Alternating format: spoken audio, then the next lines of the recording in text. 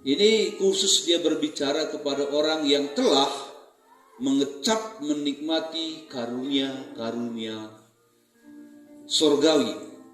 Aku heran, kata Paulus kepada jemaat Galatia, aku heran bahwa kamu begitu lekas berbalik daripada Dia yang oleh kasih karunia Kristus telah memanggil kamu dan mengikuti suatu Injil lain. Ayat 7, coba tampilkan. Yang sebenarnya bukan Injil. Dunia. Hanya ada orang yang mengacaukan kamu dan yang bermaksud untuk memutarbalikkan Injil Kristus. Coba elabar. Tetapi sekalipun kami atau seorang malaikat dari surga yang memberitakan kepada kamu suatu Injil yang berbeda dengan Injil yang telah kami beritakan kepada kamu, terkutuklah dia. Iya, malaikat pun terkutuk kalau membawa Injil lain. Coba 9. Seperti yang telah kami katakan dahulu, sekarang katakan sekali lagi, jikalau ada orang yang memberitakan kepadamu suatu Injil yang berbeda dengan apa yang telah kamu terima, terkutuklah dia. Coba ayat 10. Jadi bagaimana sekarang? Adakah ku cari kesukaan manusia atau kesukaan Allah? Adakah ku coba berkenan kepada manusia? Sekiranya aku masih mau mencoba berkenan kepada manusia, maka aku bukanlah hamba Kristus. Jadi Paulus belak-belakannya. Dia kadang gak menjaga perasaan orang dalam menyampaikan firman Allah. Sakit di hati jemaat, dia gak peduli. Yang penting dia sampaikan kebenaran. Ya, ini Paulus. Adakah aku mencoba untuk berkenan kepada manusia?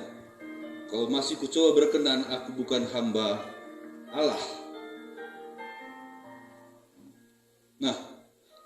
Begitu lekasnya jemaat Galatia ini tinggalkan Tuhan.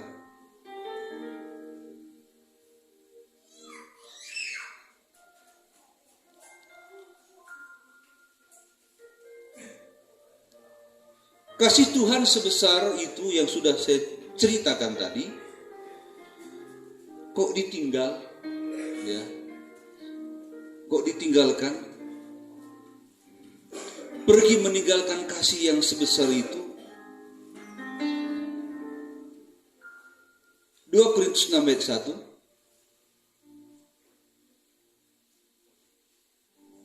Korintus 6 ayat 1.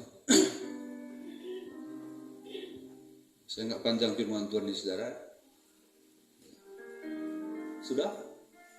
2 Korintus pasal 6 ayat 1.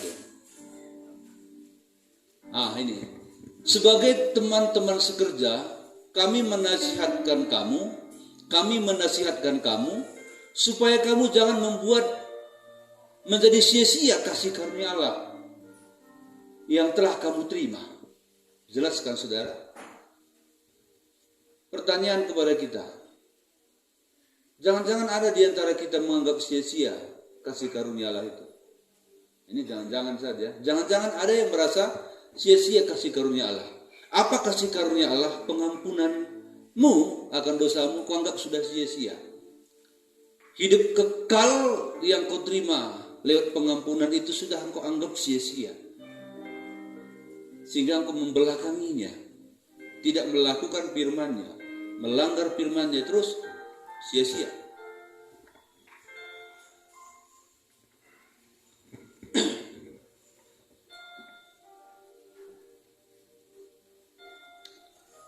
Jangan lebih memilih dosa daripada kasih karunia. Amin. Jangan lebih mementingkan keinginan pribadi, hobi, dosa daripada hidup kekal ini. Sampai hari ini Anda masih merasakan bahwa kasih Allah itu seluas samudra. Ya, artinya Anda masih diberi kesempatan untuk berubah, untuk lebih setia. Kita yang setia lebih setia, yang tidak setia setia. Buktinya kasih Allah itu nggak marah sama saudara kan? Saudara lakukan dosa, saudara nggak ibadah, dia nggak marah, itu selautan. Tapi ingat saudara, bila Anda tidak berubah menutup mata dalam waktu yang Anda tidak ketahui, Anda tidak dapatkan kasih karunia itu lagi. Berhentilah sampai di situ. Tapi mereka yang setia, nyambunglah kasih karunia itu kepada yang kekal itu. Nyambung. Sekarang sedikitnya kita rasakan kan? Seharusnya sedikit yang dikasih Tuhan, urapan kasihnya itu memicu kita untuk punya hasrat, ingin mendapat segalanya. Karena Tuhan janjikan kasih yang sempurna. Hari ini sedikit kita rasakan yang sempurna itu, itulah yang memicu kita bernafsu, berusaha untuk mendapatkan yang sesungguhnya. Sumber itu.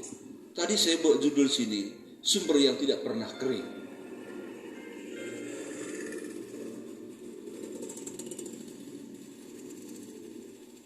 Nah, saudara kasih Tuhan,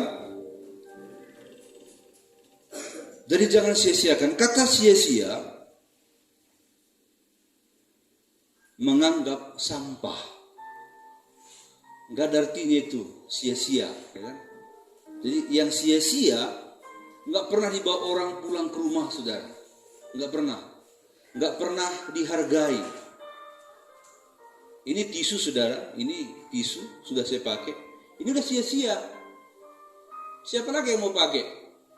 Udah sia-sia, dibuang. Ya kan? Ada orang menganggap Injil itu, keselamatan itu sampah. Itu sampah. Kalau ditanya, benarkah engkau anggap sampah Yesus? Enggak. Tapi dari perbuatannya, nampak dia menganggap Kristus itu sampah. Bila saatnya tiba, Anda harus nyambung kepada hidup kekal, Anda enggak dapatan. Enggak dapat. Enggak usah lagi berdebat. Enggak usah lagi cari ayatnya. Orang berdosa memang bisa masuk surga walaupun tidak diampuni, tapi hanya dalam mimpi. Ya. Yang kedua, orang berdosa dan tidak diampuni Tuhan bisa masuk surga, tapi hanya dalam hayalan saja. Hanya itu. Kalau kenyataan enggak bisa, saudara. Kalau dalam mimpi ya tiap malam pun bisa. Mau berapa tahun di surga? Kalau dalam mimpi bisa. Tapi pada kenyataannya enggak bisa. Enggak bisa, saudara. Kuharap firman ini tertanam di hati kita, sehingga pulang kita dari gereja ini nanti ke rumah, firman ini masih berbicara. Dan dia lebih kuat berbicara, dan pada saat dia berbicara di hati kita, maka bangkitlah iman kita, dan kita bisa mengalahkan kemalasan kita, mengalahkan ego kita, kepelitan kita. Ya, harus kita kalahkan.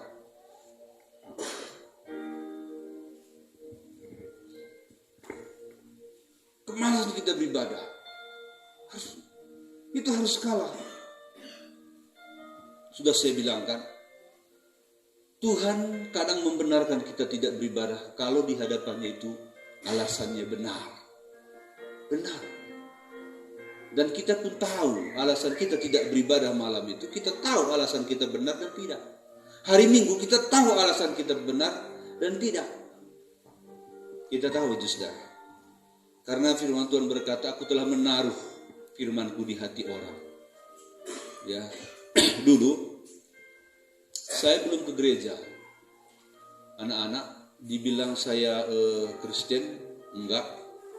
Dibilang juga gereja yang agama enggak, Kristen juga enggak. Jadi mama saya pun, saya ingat dulu ke gereja pun enggak, ke agama lain pun enggak. Ya. Tapi satu hari ada orang bikin mercun gitu. Lalu kulihat bahan dari mercun itu kunci lemari, yang putar-putar lemari itu, ya kira-kira gitu ya. Lalu saya masuk ke rumah tulang saya putar itu. Saya nggak tahu mengatakannya apa itu. Lalu saya ambil. Dan kalau saya ambil itu satu pulang nanti dia sudah tahu itu hilang. Saya kantongi. Memang harganya nggak mahal. Tapi entah kenapa saya nggak tahu pun itu waktu itu Tuhan atau apa, saya nggak tahu. Tapi ada tuduhan di hati saya, itu dosa. Dosa. Saya jalan gitu jauh. Ada berkata itu dosa. Saya nggak kenal Tuhan siapa, belum sekolah. Lalu saya kembalikan. Itulah firman itu. Itulah firman itu menuduh. Tapi kalau kita keraskan hati kita, ya, walaupun firman itu berkata itu dosa, enggak mempan lagi, saudara. Enggak mempan lagi. Pertama, saudara, ke ladang. Kalau dulu di kota, ke ladang, langsung pegang-pegang kubang ayam. Wow, baunya enggak ketulungan itu, saudara. Enggak ketulungan. Bau sekali. Kalau sekali-sekali kita kesenggol di jalan, baunya minta ampun kita rasa sampai muntah. Tapi karena sering dipegang, sebau apapun kubang ayam, saya nggak merasa bau lagi.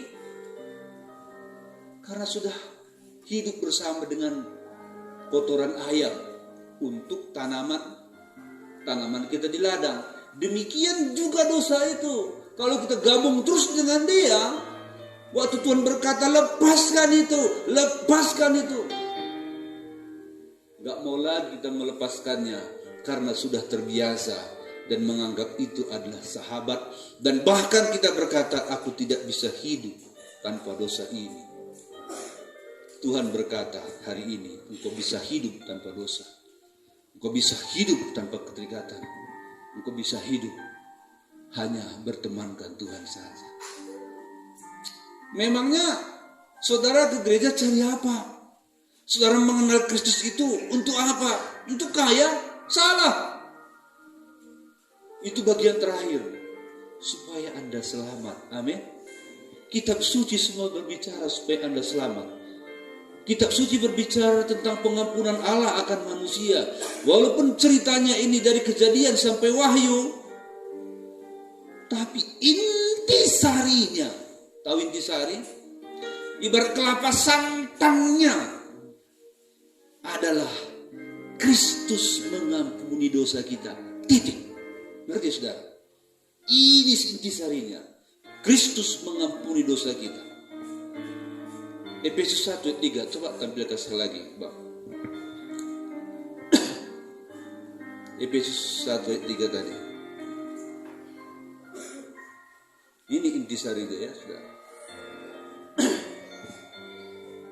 Kita lihat Efesus pasal 1 ayat 3. Terpujilah Allah dan Bapa Tuhan kita Yesus Kristus, yang dalam Kristus telah mengaruniakan kepada kita segala berkat rohani dalam surga. Ini intinya. Ini.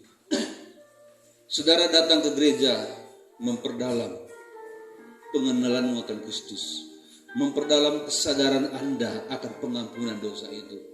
Apabila sudah dalam, Anda tidak berani tidak beribadah waktu hari ibadah.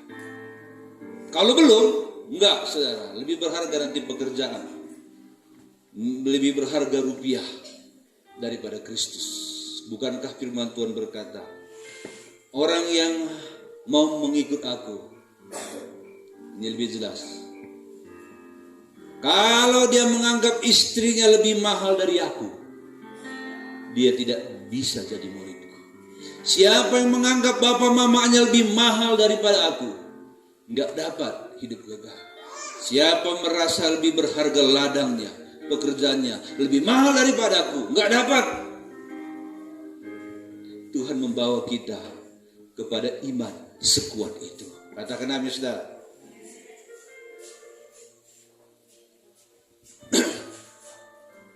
Ya, saya akhiri firman Tuhan, saudara. Anugerah Allah sebesar itu jangan Anda anggap sampah atau tidak ada gunanya, tidak ada artinya. Ibadah dianggap sia-sia, memberi persembahan dianggap sesuatu yang sangat merugikan, padahal jumlahnya pun hanya ribuan kan, puluhan ribu, tapi sudah dianggap, ya. Terus doa dianggap pekerjaan, apalah doa. Kalau disuruh melayani, mengasihi, rugilah mengasihi. Disuruh melayani, apalah dapat melayani. Saudara, mari kita melayani, jangan menganggap sia-sia. Kalau Anda diberi waktu, ibadah, melayani, mengasihi, berdoa, itu waktu yang sangat berharga. Sebab ada nyanyian, bila saatnya nanti ku tak berdaya lagi, hidup ini sudah jadi berkah. Sekali lagi, bila saatnya nanti ku tak berdaya lagi, hidup ini sudah jadi berkah. Bagaimana saudara? Setelah dengar firman Tuhan ini, mau jadi berkat? Ayo melayani, ayo ibadah, ayo mengasihi. Ini nugrah akan pergi. Saya bilang sama Jaya, kau pemain keyboard, karena saya lihat dia. Saya bilang sama si Maju, kau main gitar. Ayo layani Tuhan. Ya, siapa yang saya tunjuk melayani. Bukan harus dipuji, bukan harus dihormati. Ini nugrah ini dulu waktu pergi Joyce, sekarang main musik, pukul ini. Kau harus bisa main musik. Nangis dia, saudara. Sampai main musik, gemetar dia. Kalau anak jemaat gak bisa kupaksa, aku bilang. Tapi kau bisa kupaksa. Kau harus layani Tuhan. Karena tidak ada di sini bibit pemain musik selain kau. Kalau orang tua memang ada, tapi tidak ada waktunya, aku bilang, untuk belajar. Tapi giliranmu sekarang maju. Tapi tanggal 19 dia akan masuk sekolah kita. Jadi saya serahkan ini kepada Jaya dan kepada Maju. Ya. Layani Tuhan. Layani Tuhan, ya, saudara kasih Tuhan. Layani Tuhan dengan sungguh-sungguh. Ini kesempatan yang besar. Satu anugerah yang tidak bisa kita nilai, saudara. Tidak bisa kita nilai. Oke, saudara, kita lanjut sedikit lagi. Kalau kita ditolong orang, kita pasti berterima kasih. Sekali ditolong saja. Kalau kita ditolong 2 kali, dalam kita tidak mampu, maka lebih dari itu kita berterima kasih. Kalau orang menolong kita sampai 100 kali dalam kita tidak mampu, wah, sudah tak terkatakan lagi terima kasih kita kepada dia.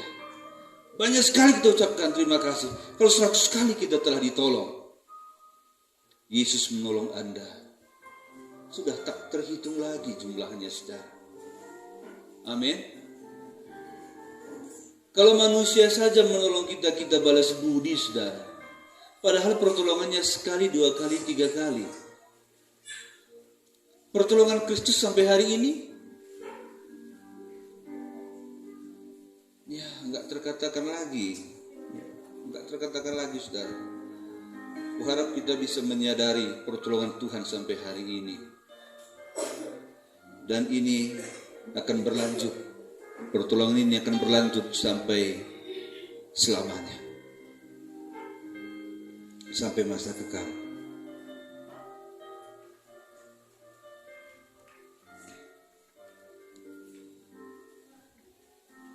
Jadi tidak sebanding kalau dibandingkan apa yang kita bisa beri kepada dia dan Tuhan beri kepada kita. Tuhan memberkati. Kau hiasi kehidupanku dengan kemurahan-Mu. Haleluya.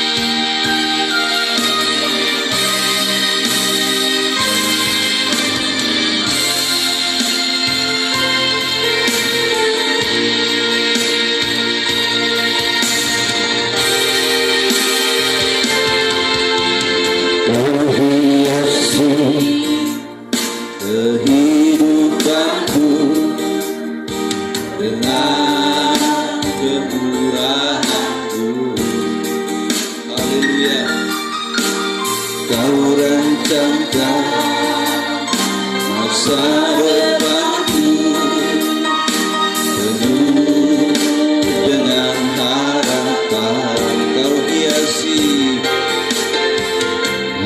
hiasi kehidupanku dengan pemurahan-Mu. Haleluya. Kau rancangkan masa depanku penuh dengan harapan. Aku ada, semua kita bangkit diri. Aku ada saat ini, semuanya karena kasih-Mu. Aku hidup hari ini, semua berkat kemurahan-Mu. Terima kasih Yesus, Engkau sangat baik, teramat baik bagiku. Saudara, kurang apa lagi kah Tuhan itu, sehingga kita menganggap Dia murah harganya, karena menganggap Dia sia-sia, ibadah sia-sia, melayani sia-sia, memberi sia-sia, berkorban sia-sia. Saudara, bukankah Dia yang memberi segalanya?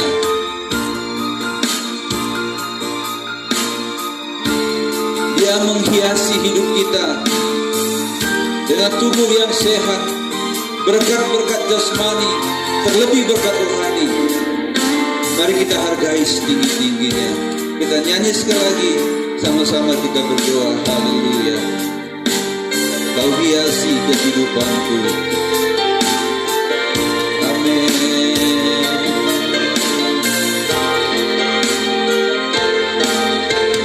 Kau hiasi kehidupanku dengan kemurahan-Mu. Haleluya. Kau rancangkan masa depanku dengan harapan. Aku ada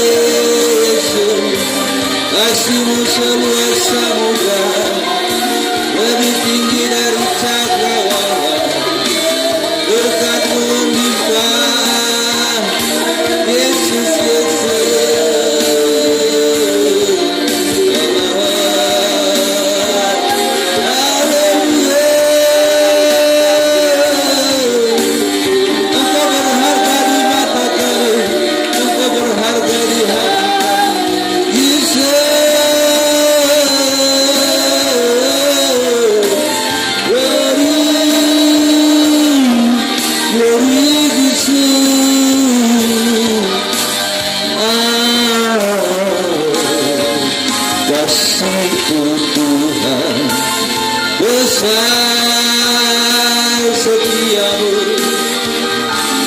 pengampunan-Mu Tuhan.